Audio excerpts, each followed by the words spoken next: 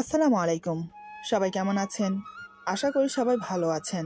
আজ আপনাদের জন্য নিয়ে এসেছি নতুন গল্পের প্রথম পর্ব। আশা করি গল্পটি আপনাদের ভালো লাগবে।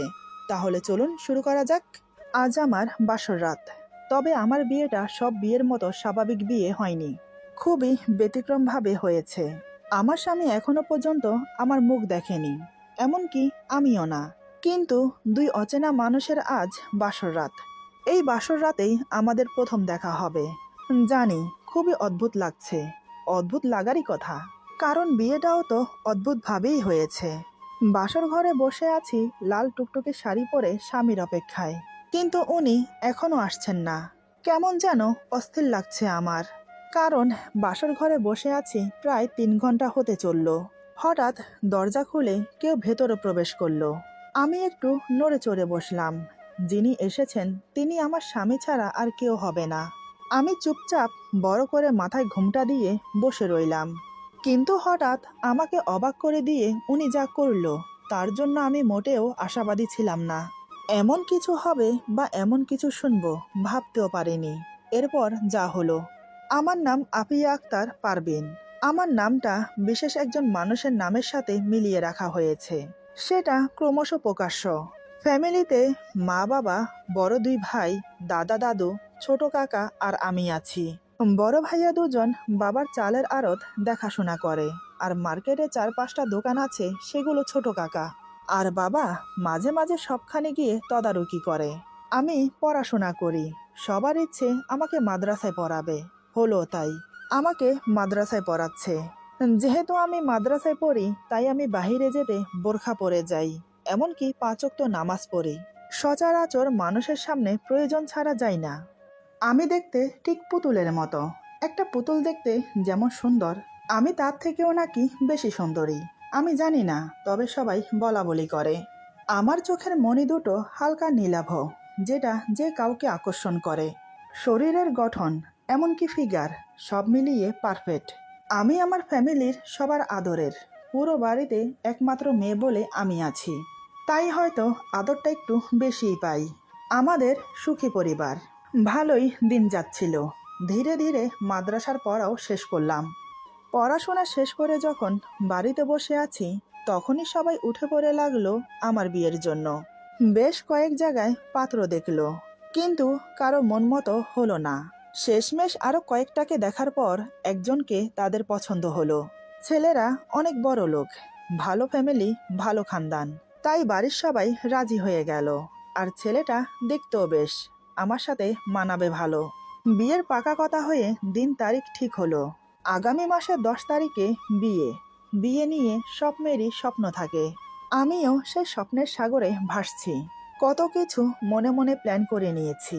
বিয়ের পর স্বামীর সাথে কি কি করব, তাকে নিয়ে কোথায় কোথায় ঘুরতে যাব, আরো কত কিছু। দেখতে দেখতে বিয়ের দিন ঘনিয়ে এলো। বাড়িতে হুলস্থুল কাণ্ড। বিয়ে বাড়ি বলে কথা, তবে আত্মীয় স্বজনদের অনেক আগেই দাওয়াত দেওয়া হয়ে গেছে।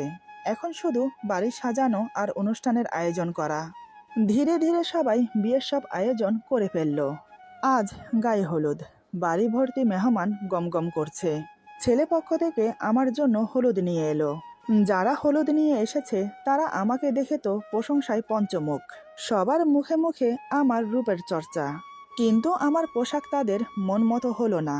আসলে আমি হলুদের শাড়ি পরেছি বটে, তবে তার সাথে হেজাব পরেছি। এটা তাদের মন মতো হলো না। গায়ে হলুদের পর্ব শেষ করে তারা চলে গেল। ও, আপনাদেরকে তো বলাই হয়নি, আমার বিয়েতে আমার মায়ের এক সই এসেছে। তাদের যুগে তারা একে অপরকে সই বলতো, তবে আমাদের যুগে আমরা বান্ধবী বা ফ্রেন্ড বলি। মা আর মার বান্ধবী, তারা একদম 2 বোনের মতো। বিয়ের আগে তারা গলায় গলায় থাকতো, কিন্তু বিয়ে হয়ে যাওয়ার পর তেমন একটা দেখা সাক্ষাৎ হয় না, কারণ দুজনের বিয়ে অনেক দূরে দূরে হয়েছে। তাই এত দূর থেকে যাতায়াত করা সম্ভব হলেও ওই যে কথাই আছে না, বিয়ের পর মানুষ সংসারিক হয়ে যায়। সংসার, তার সাথে সংসারের দায়িত্ব সব ঘিরে ধরে। তবে হ্যাঁ, মনের টান ঠিক আগের মতোই রয়ে গেছে। মাঝে মাঝে ওদের ফোনে কথা হয়। আজ আমার বিয়েতে মায়ের বান্ধবী আর তার ছেলে এসেছে। ওনার হাজব্যান্ড নাকি অনেক আগেই মারা গেছে হৃদরোগে। স্বামী মারা যাওয়ার পর স্বামীর বিজনেস নিজের হাতে উঠিয়ে নেয়, কারণ পরিবারে আর কেউ ছিল না। মায়ের বান্ধবীর নাম রানু বেগম, আমি তাকে রানু খালা বলে ডাকি। যাই হোক, গায়ে হলুদ যেখানে হচ্ছে সেখানে শুধু মেয়েদেরই আনাগোনা ছিল, ছেলেদের আসা বারণ ছিল। যা হচ্ছে সব আমার কথা মতোই হচ্ছে, আর আমার কথা তো কেউ ফেলতে পারবে না। গায়ে হলুদের পর্ব শেষ হওয়ার পর আমাকে গোসল করানো হলো। তারপর এক সময় আমি ঘুমোতে চলে গেলাম। সকাল সকাল আবার ঘুম থেকে উঠে পড়লাম। আজ আমার বিয়ে, আত্মীয় স্বজন বাড়ি ভর্তি, এদিক থেকে সেদিক, সেদিক থেকে এদিক মানুষ আনাগোনা করছে। তবে আমার রুমে মেয়েরা ছাড়া আর কেউ আসা নিষেধ, তাই এখনো পর্যন্ত বাড়ি ভর্তি এত মেহমানের ভেতর মেয়েরা ছাড়া আমাকে কোনো ছেলে এখনো পর্যন্ত দেখতে পায়নি। দুপুরের দিকে ছেলের বাড়ি থেকে আমার জন্য শপিং করা সব জিনিস পাঠানো হলো। তারা বলে পাঠিয়েছে মেয়েকে আগে থেকেই রেডি করে রাখুন, আমরা আসার সাথে সাথে যেন বিয়েটা হয়ে যায়, তাতে করে বেশি দেরি হবে না। দুপুর 2:30টার দিকে আমাকে সাজানো হলো। সবাই আমার দিকে হতবাক হয়ে তাকিয়ে আছে, কারোর যেন চোখের পলকই পড়ছে না।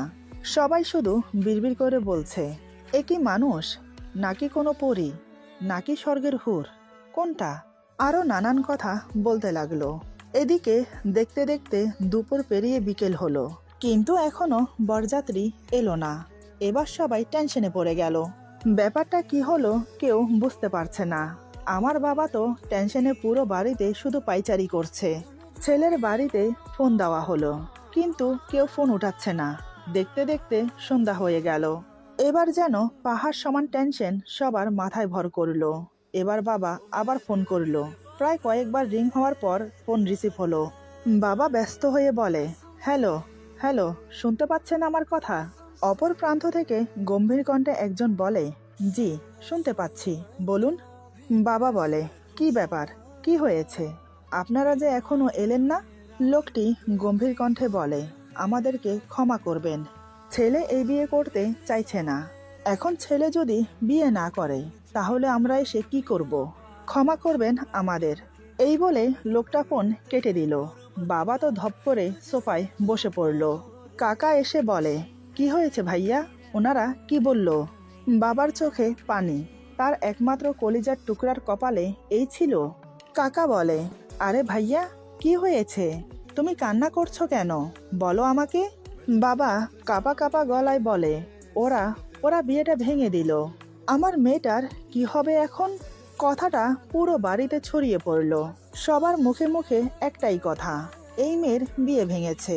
এই মেয়েকে কে বিয়ে করবে? বিয়ে ভাঙা মেয়ের কখনো বিয়ে হয় না। কেউ অলক্ষিণী, অপয়া, নানান কথা বলতে লাগলো। ততক্ষণে কথাটা আমার কানেও এসেছে। কথাটা শোনার সাথে সাথে মাথায় যেন আসমান ভেঙে পড়লো আমার। এক নিমেষেই বুক ভরা আশা আকাঙ্ক্ষা সব ধূলিসাৎ হয়ে গেল। চোখের স্বপ্ন এখন পানির ধারায় বয়ে যাচ্ছে গাল বেয়ে। দু চোখ বেয়ে নীরবে জল গড়িয়ে পড়ছে। আমি পুরো পাথর হয়ে গেছি। আপনারা বুঝতে পারছেন বিয়ের দিন একটা মেয়ের বিয়ে ভাঙা কতটা বেদনাদায়ক। কিন্তু আমার সাথে কেন এমন হলো? দাদা দাদু, বড় ভাইয়ারা, ছোট কাকা আমার পাশে বসে আমাকে বোঝাচ্ছে। তারা তো আমাকে সান্ত্বনা দিয়েই যাচ্ছে, কিন্তু আমি কোনো কথা না বলে শুধু নীরবে কান্না করছি। এদিকে মা কান্নায় ভেঙে পড়েছে। রানু খালা মাকে সান্ত্বনা দিচ্ছে, কিন্তু এই সান্ত্বনাতে কি হবে? মা কান্না করতে করতে বলে, এ কি সর্বনাশ হলো আমার মেয়েটার। আমার মেয়েটির সমাজে মুখ দেখাবে কি করে? লোকে তো এখন ছি ছি করবে দেখলেই। এতক্ষণে তো মনে হয় পাড়া শুদ্ধ সবাই জেনে গেছে। কি হবে এবার আমার? আমার মেয়েটার জীবন যে শেষ হয়ে গেল। আরো নানান কথা বলতে লাগলো।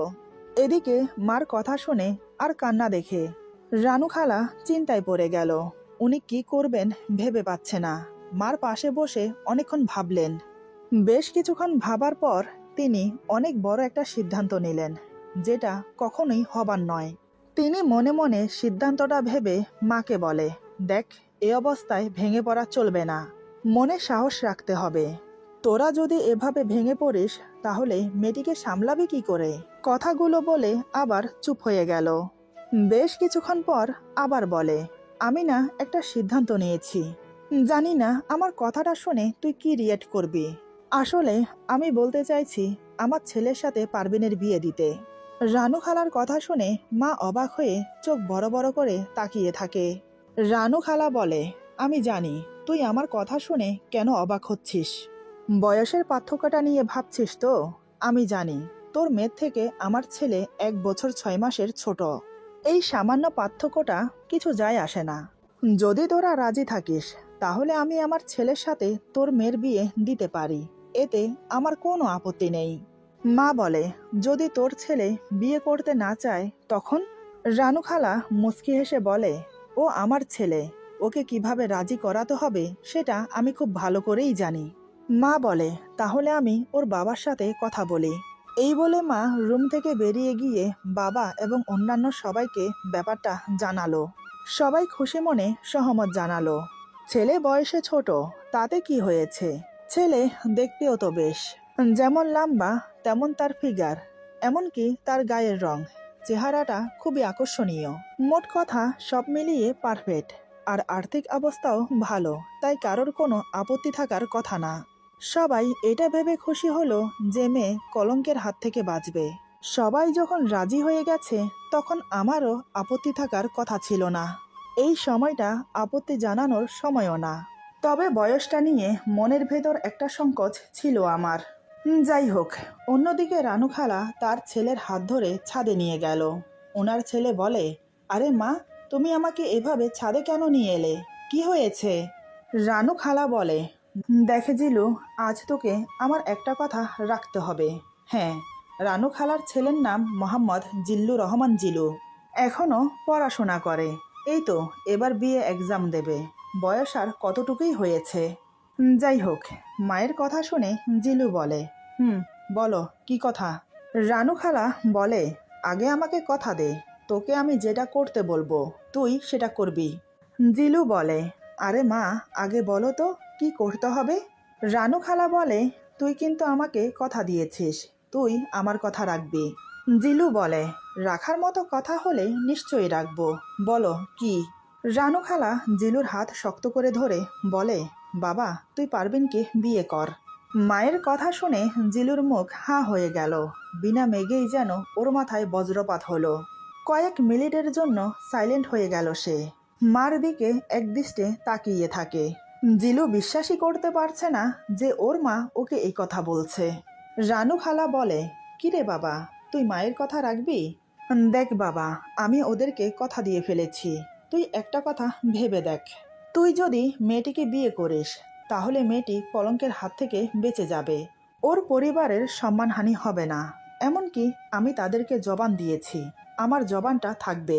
তুই রাজি হয়ে যা বাবা, আমি বলছি, আমি তোকে বলছি। তুই পারবিনকে বিয়ে করে ঠকবি না। খুব ভালো একটা মেয়ে, এমন মেয়ে আজকাল পাওয়া যায় না। মার কথা শুনে জিলু মায়ের হাত থেকে হাত ছাড়িয়ে নিল। জিলু বলে, মা, তুমি কি বলছো? তুমি জানো তুমি যা বলছো সেটা কোনোদিনও সম্ভব না। কিভাবে কি বলছো তুমি? আমি জাস্ট ভাবতে পারছি না। আরে, কাউকে জবান দেওয়ার আগে আমাকে জিজ্ঞেস করার প্রয়োজন ছিল আমি এই বিয়ে করতে রাজি কিনা। সরি মা, আমি এই বিয়ে কোনোদিনও করতে পারবো না।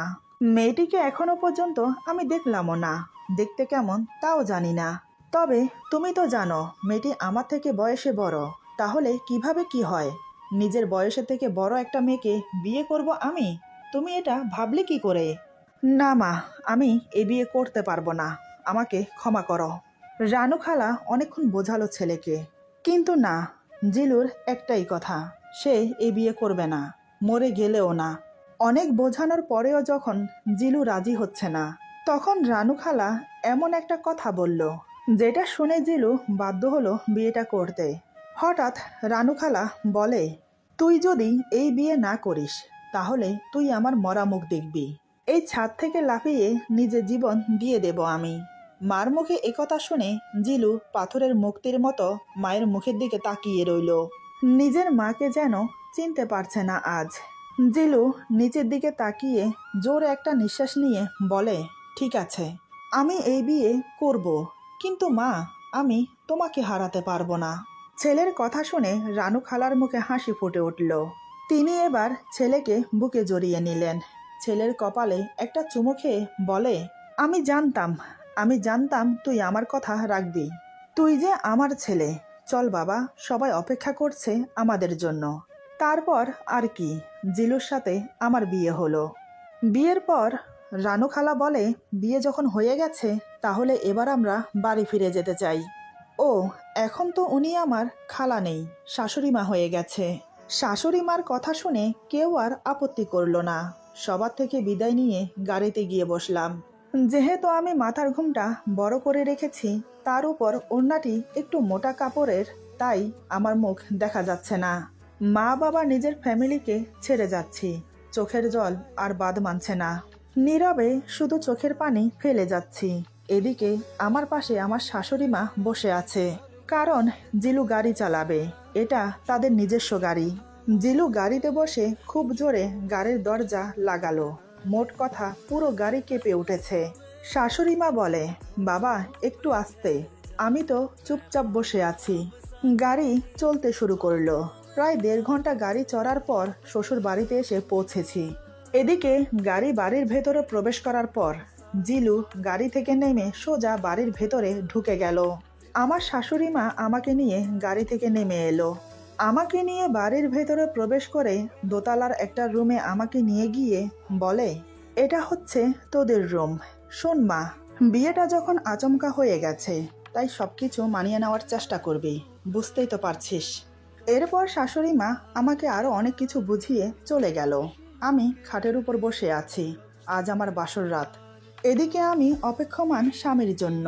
অন্যদিকে জিলু ছাদে গিয়ে খোলা আকাশের নিচে দাঁড়িয়ে আকাশের পানে চেয়ে ভাবতে লাগলো নানান কথা। কি থেকে যে কি হয়ে গেল কিছুই বোধগম্য হচ্ছে না ওর। এদিকে আমি অপেক্ষা করতে করতে ঝিমোচ্ছি। রাত এখন কয়টা বাজে তাও জানি না। ঘুমটা উঠিয়ে ঘরের চারিদিকে দেখতেই দেয়ালে টাঙানো ঘড়ির দিকে চোখ পড়ল। রাত এখন 1টা বাজে। ঘড়ির টাইম দেখে একটু অবাকই হলাম। পাক্কা 3 ঘন্টা বসে আছি আমি, কিন্তু ওনার আসার নামগন্ধ নেই। ব্যাপারটা কি ঠিক বুঝলাম না। আরো বেশ কিছুক্ষণ পর হঠাৎ দরজা খোলার শব্দ হলো। ঘরের দরজা খুলে যিনি প্রবেশ করেছেন তিনি আর কেউ নয়, আমার স্বামী। এবার আমি একটু নড়ে চড়ে বসলাম। জিলু রুমে প্রবেশ করে জোরে দরজা লাগিয়ে দিল। দরজা লাগানোর শব্দে আমি খানিকটা কেঁপে উঠি। উনি আমার সামনে এসে আমাকে অবাক করে দিয়ে সামনে থাকা টি টেবিলে জোরে একটা লাথি মারলো। লাথি মারার সাথে সাথে টেবিলটা কাত হয়ে পড়ে গেল। সাথে টেবিলের উপরে রাখা পানির জগ আর গ্লাস পড়ে ভেঙে গেল। এতক্ষণে আমার যা বোঝার আমি বুঝে গেছি। মানে এই বিয়েতে ওনার সম্মতি ছিল না। কিন্তু তাহলে আমাকে বিয়ে করলো কেন? আমি ঘাবড়ে না গিয়ে স্বাভাবিক থাকার চেষ্টা করলাম। এবার জিলু আমাকে অবাক করে দিয়ে বলে, আপনি তো বড়ই ধূর্ত। একটা হাঁটুর বয়সী ছেলের সাথে বিয়ে করে নিলেন। লজ্জা বলতে কিছু আছে আপনার? আমি বললাম, আপনি আমাকে ভুল বুঝছেন, আসলে ব্যাপারটা তা না। জিলু বলে, তাহলে কি?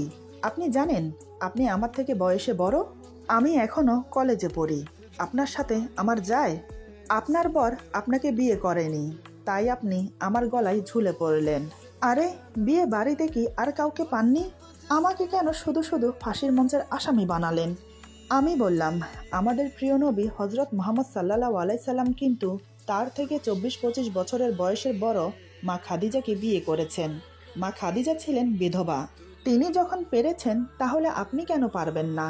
আপনার যখন বিয়েতে সম্মতি ছিল না, তাহলে বিয়ে করলেন কেন? না করলেই পারতেন। জিলু বলে, এই যে, আমাকে একদম হাদিস শোনাতে আসবেন না। বলেছিলাম আমি এই বিয়ে করব না, মরে গেলেও না। কিন্তু আমার মা আমাকে বাধ্য করলো এই বিয়ে করতে। আমি বললাম, সেটা কিভাবে? জিলু বলে, উনি আমাকে সুইসাইডের হুমকি দিয়েছে। আমি যদি এই বিয়ে না করি তাহলে ওনার মরা মুখ দেখব। আমি আমার মাকে অনেক ভালোবাসি, তাকে আমি কোনোভাবেই হারাতে চাই না। তাই বাধ্য হয়েছে আপনার মতো মেয়েকে বিয়ে করতে। আমি বললাম, যা হবার হয়ে গেছে। আপনি একবার আমার ঘুমটা উঠিয়ে আমাকে দেখুন, যদি আপনার রাগ কমে যায়। জিলু বলে, আপনাকে দেখার কোনো ইচ্ছেই আমার নেই। আমি তো এটা ভেবে পাচ্ছি না, বয়সে বড় হয়েও আপনি আমার মতো একটা ছোট ছেলেকে কেন বিয়ে করলেন? আরে, আপনি তো অন্তত না করতে পারতেন। আমি বললাম, দেখুন, আমাকে নিয়ে বিবেচনা করার আগে আপনি আমাকে একবার দেখুন। জিলু বলে, আবার সেই কথা? আরে আপনাকে দেখার কোনো ইচ্ছেই আমার নেই, বুঝতে পারছেন না সেটা? আচ্ছা, আপনার বিয়ে ভাঙলো কেন? আমি বললাম, জানি না আমি। জিলু বলে, কোনো আপনার জন্য নয় তো? মানে এমনও তো হতে পারে আপনার চরিত্র ভালো না। নিশ্চয়ই কোনো ছেলের সাথে কিছু করতে গিয়ে ধরা খেয়েছেন। আমি বললাম, আপনি কিন্তু আমার ব্যাপারে না জেনে এমন মন্তব্য করতে পারেন না। আপনি আগে আমাকে দেখুন। জিলু বলে, আবার সেই কথা? দেখুন, আমি মন্তব্য করছি না, আমি শিওর এমনই কিছু হবে, নয়তো বিয়েটা ভেঙে যেত না। আপনার নামে এমন কোনো বাজে খবর তারা পেয়েছে যার জন্য বিয়েটা ভেঙে দিতে বাধ্য হয়েছে। আজকাল কোনো মেয়েই তো সাধু না। হায় ভাগ্য, শেষমেশ চরিত্রহীন একটা মেয়ে আমার ভাগ্যে জুটলো। আচ্ছা, আপনি যার সাথে মুখ পুড়িয়েছেন তাকে বিয়ে করে নিলেই তো পারতেন। শুধু শুধু আমার মতো সরল সোজা একটা ছেলেকে কেন ফাঁসালেন? আমি আপনাকে বলে রাখছি, আমি আপনাকে স্ত্রী হিসেবে মানিও না, আর কখনো মানবও না। কোনো রকম 6 মাস পার হতে দিন, আমি আপনাকে ডিভোর্স দিয়ে দেব। আমার কি মনে হয় জানেন? আপনার ফ্যামিলির সবাই ধূর্ত, চালবাজ, জালিয়াত, ভণ্ড। আচ্ছা, ফ্যামিলির সবার ক্যারেক্টার ভালো তো, নাকি সবাই আপনার মতো চরিত্রহীন? এদিকে ওনার এত অপমান আমি সহ করতে পারছি না আর। আমি কান্না করতে লাগলাম নীরবে। এই কথাগুলো কি শোনার বাকি ছিল আমার? হায় আল্লাহ, আপনি আমার কোন পরীক্ষা নিচ্ছেন? আমার জানা মতে আমি তো কখনো কোনো অন্যায় করিনি। তাহলে আপনি আমাকে কোন পাপের শাস্তি দিচ্ছেন? এত এত অপমান সহ করার ক্ষমতা আমি হারিয়ে ফেলছি। আমাকে এতক্ষণ ধরে যা বলছিল তাও ঠিক ছিল, আমি সহ করে নিলাম। কিন্তু উনি তো আমার সাথে সাথে আমার ফ্যামিলিকে পর্যন্ত ছাড়ছেন না। আর পারলাম না চুপ করে থাকতে। অন্যদিকে জিলু আবার বলে, আপনার লজ্জা বলতে কি কি কিছু। ব্যাস, এটুকু বলেই আটকে গেল। সে এবার বিস্ফারিত চোখে আমার দিকে তাকিয়ে আছে। চোখগুলোকে এত বড় বড় করে রেখেছে যে এখনই বেরিয়ে আসবে। আসলে আমি আর অপমান সহ করতে না পেরে নিজেই মাথার ঘোমটা খুলে ওনার দিকে তাকিয়ে আছি। আমার মুখ দেখেই ওনার মুখের কথা মুখেই রয়ে গেল। আমার চোখে জল। সেই সন্ধ্যা 6টা থেকে কান্না শুরু করেছি, এখন রাত 1:30 বাজে। চোখ দুটো লাল টুকটুকে হয়ে গেছে কান্না করতে করতে। আমি কান্না মিশ্রিত গলায় বললাম, আপনি আমাকে যা ইচ্ছে নয় তাই বলুন, আমি সহ করে নেব। যদিও আমি কোনো অন্যায় করিনি, তারপরেও সহ করে নেব। কিন্তু প্লিজ আমার ফ্যামিলিকে কিছু বলবেন না, সেটা আমি সহ করতে পারবো না। আমি আপনার কথাকে সম্মান দিচ্ছি, কারণ আপনি আমার স্বামী। বয়সে আপনি আমার থেকে ছোট সেটা ম্যাটার করে না, কারণ মানে আপনি আমার বড়। আপনার কথাই থাকুক, 6 মাস পর আমরা আলাদা হয়ে যাব। আর আমি আপনাকে কথা দিচ্ছি, এই 6 মাস আমার জন্য আপনার কোনো সমস্যা হবে না। এই ঘরের যে কোনো একটা কোণে পড়ে থাকতে দিলেই চলবে। এই বলে আমি উঠে ওয়াশরুমের দিকে যাব কাপড় চেঞ্জ করতে, কিন্তু তার আগেই ঘটল অঘটন। ফ্লোরে যে পানি আর জগ গ্লাস ভেঙে পড়েছিল আমার একটুও মনে নেই। আমি উঠে দাঁড়িয়ে এক কদম বাড়িয়েছি, অমনি আমার পা পিছলে যায়। পা পিছলে পড়ে যেতে নিলেই উনি আমাকে ধরে ফেলে। আমার মুখ থেকে অস্ফুট সুরে উফ শব্দটা বেরিয়ে আসে। সাথে আমি চোখ বন্ধ করে ব্যথায় কুকিয়ে উঠি। আসলে কাজ ঢুকেছে পায়ে। এদিকে উনি আমাকে 2 হাতে জড়িয়ে ধরে। আমার মাথা এলিয়ে আছে ওনার ডান হাতের উপরে, অন্য হাতে উনি আমার কাঁধ ধরে আছে। দুজনের মুখের দূরত্ব শুধু 4 ইঞ্চি। উনি আমাকে অপলকহীন দৃষ্টিতে তাকিয়ে তাকিয়ে শুধু দেখছে। আমার বন্ধ করা চোখ, তীখালো নাক, আর আমার চিকন গোলাপের পাপড়ির মতো গোলাপি ঠোঁটজোড়া নয়ন ভরে দেখতে লাগলো। তার যেন পলক পড়ছে না। হঠাৎ আমি চোখ খুলে ওনাকে এত কাছে দেখে যা করলাম, সেটা উনি বাস্তবে কেন কল্পনাও করতে পারেনি আমি এমন করব। কারো কথা কারো ইগোতে লাগলে বোঝা যায় সে কেমন হয়ে ওঠে। এরপর যা হলো, আজকের গল্প এখানে সমাপ্ত। গল্পের বাকি অংশ পেয়ে যাবেন আগামী পর্বে। আশা করি গল্পটি আপনাদের ভালো লাগবে। যদি ভালো লাগে তাহলে লাইক, কমেন্ট এবং সাবস্ক্রাইব করে আমাদের পাশে থাকুন। সবাই ভালো থাকুন, সুস্থ থাকুন। আল্লাহ হাফেজ।